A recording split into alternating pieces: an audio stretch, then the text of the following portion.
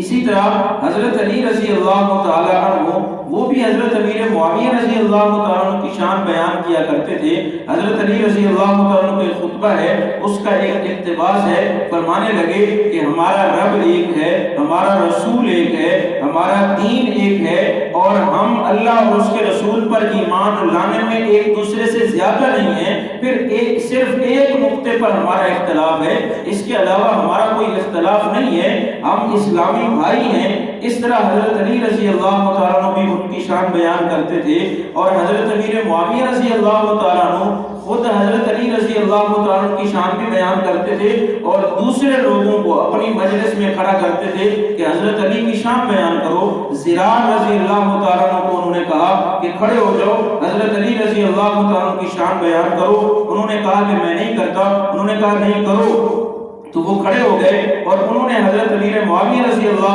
تعالیٰ عنہ کے سامنے حضرت علی رضی اللہ تعالیٰ عنہ کی شان بیان کی، اور کہنے لگے کہ وہ بہت بڑے عالی مقام انسان ہیں، جب ان کے ارد گرد جو ہے عقل اور دانائی کے سمندر ہیں، ان کے ارد گرد علم کی نہریں بہتی ہیں۔ تو جب یہ شان سنی تو حضرت امیر معاویہ رضی اللہ تعالیٰ عنہ رونے لگے اور فرمانے لگے کہ وہ بہت ہی نیک آدمی ہیں اور بہت ہی اچھے آدمی ہیں۔ اسی طرح جب قیصر روم نے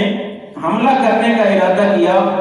تو حضرت امیر معاویہ رضی اللہ تعالیٰ عنہ نے اس کو خط لکھا تھا، اور اس میں فرمایا واللہ لئن لم تنتہی وترجع الی بلادک یا لعین، اے ملعون، اے لعنتی، اگر تو اپنے شہروں کی طرف واپس نہ گیا تو پھر میں اپنے چچا زاد بھائی کے ساتھ صلح کر لوں گا اور تمہارے اوپر چڑھائی کریں گے ہم دونوں، اور تمہارے سارے شہر تم سے چھین لیں گے اور زمین کو وسعت کے باوجود تمہارے اوپر تنگ کر دیں گے۔ تو یہ ان کی آپس میں محبت تھی، آپس میں ان کا تعلق تھا۔